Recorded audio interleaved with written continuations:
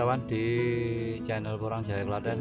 Tentu saja membahas tentang seputar tanaman, perkembangan tanaman porang ya.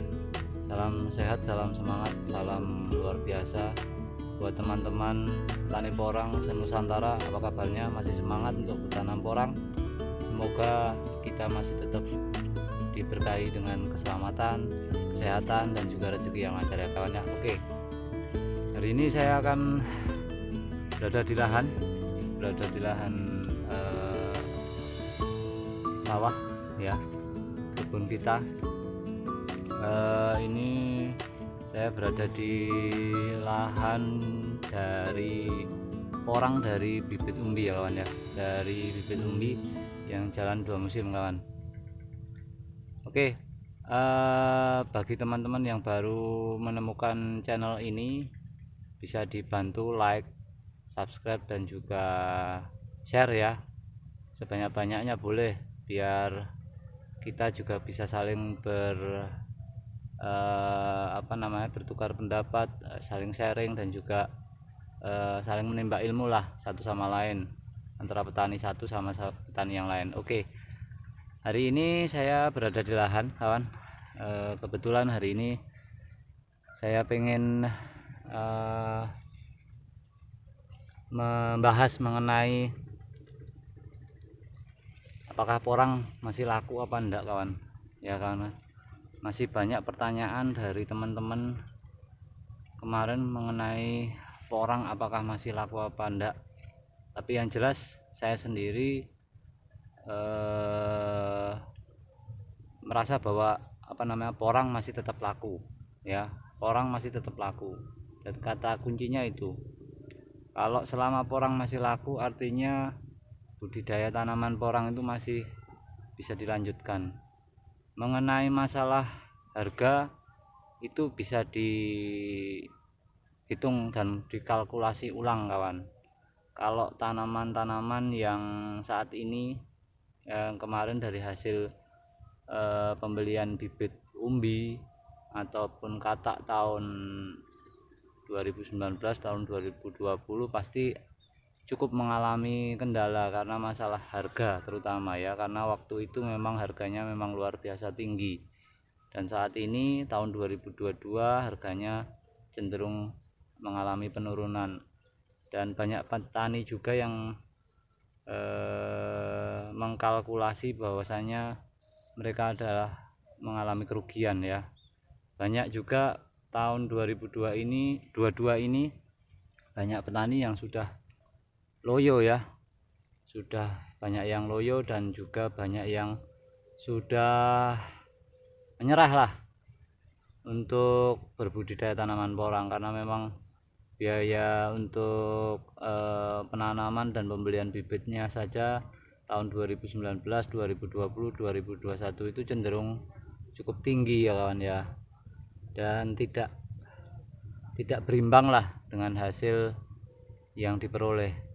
Tapi saya meyakini kalau misalkan yang teman-teman yang kemarin bertahan dengan bibit katak terutama, mungkin nggak terlalu banget lah ya, karena dari bibit kataknya sendiri juga kalau udah jalan 3 tahun juga pasti umbinya akan pasti lebih membesar ya.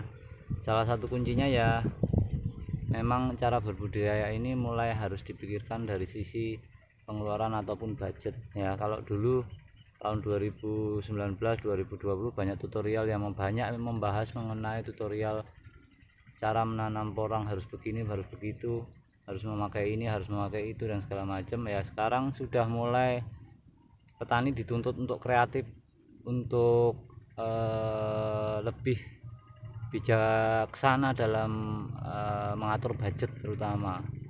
Apalagi tahun 2022 ini kalau melihat pergerakan harga yang umbi bibit juga murah ya, umbi bibit juga murah. Kalau saya sendiri melihatnya tahun 2022 ini adalah lebih pada kesempatan kawan. Kenapa? Karena kesempatan, karena saat ini kita bisa memperoleh harga bibit dengan harga yang jauh sangat murah ya, jauh sangat murah. Kalau pengen lebih irit lagi memakai katak ya kawan ya, karena katak ini nanti pola tanamnya adalah sistem berkelanjutan, jadi nggak cuma hanya ngandalin sekali setahun panen atau habis itu sudah itu ngulang lagi ya. Kita berharapnya dengan sistem penanaman yang lebih berkelanjutan ini bisa mensupport budidaya tanaman porang ini kawan, karena kalau dari bibit katak sekarang kita tanam ya kan, 2 tahun lagi nanti kita baru panen.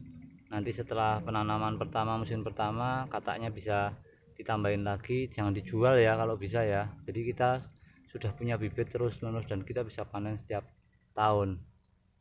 Dan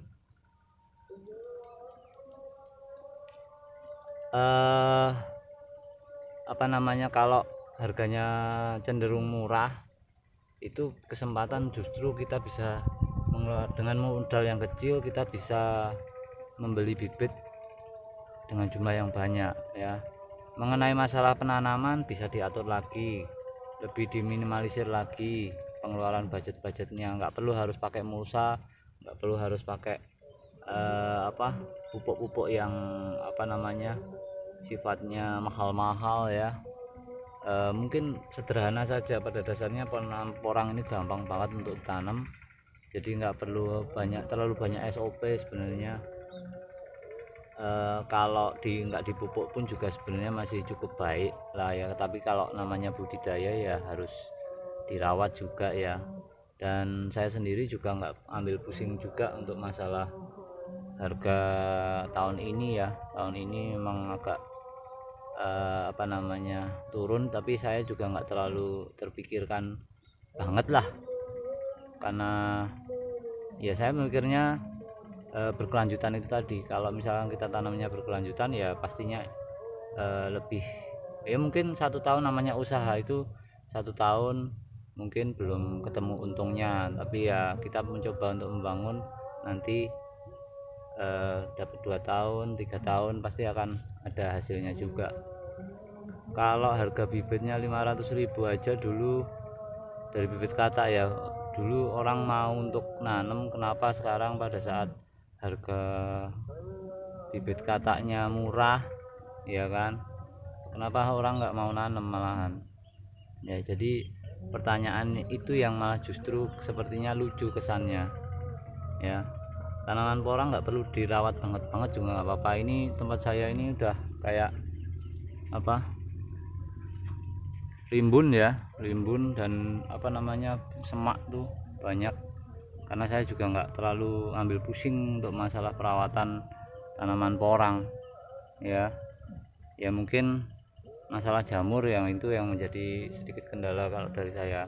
Ini pun kemarin saya juga nggak pakai pupuk susulan, hanya mengandalkan dari pupuk dasar yang saya ambil kemarin, pakai pupuk ayam, kohe ayam, tapi tetap harus difermentasi ya. Itu jadi simpel saja, nggak usah ini. Jadi seperti itu ya kawan ya. Pola yang kita lakukan intinya balik lagi, cara bertanam porang itu nggak mesti harus dengan biaya mahal. Saya yakin dengan biaya seminimal mungkin pun kita masih bisa bertanam porang. Mungkin tahun pertama beli bibit dulu lah, pasti itu yang namanya modal itu kan itu hal biasa lah gitu ya. Tapi tetap semangat saja, ini porang pasti ke depan akan lebih baik ya, karena sudah ada pabrik nanti yang akan buka di tahun 2023 ini banyak. Jadi optimis porang pasti laku ya, pasti porang akan laku. Kalau seandainya harganya murah, balik lagi katakanlah 3.000 atau 4.000 ya, hitung lagi, kalau tanamnya banyak pasti yakin hasil pengalinya pasti banyak ya, hasilnya juga pasti akan banyak. Tetap semangat buat para petani porang, jangan menyerah, jangan loyo. Kita masih tetap semangat ya. Yang masih semangat tak kancani, masih saya temenin untuk berbudidaya porang. Jangan patah semangat ya. Mungkin itu saja yang bisa saya sampaikan. Semangat buat para petani porang Nusantara. Kita berharap porang masa depan pasti lebih baik harga, lalu petaninya juga semakin sejahtera. Oke, salam dari Porang Jaya Klaten, salam semangat. Sampai ketemu di video dan update dari Porang Jaya Klaten. Bravo Porang Indonesia, jos.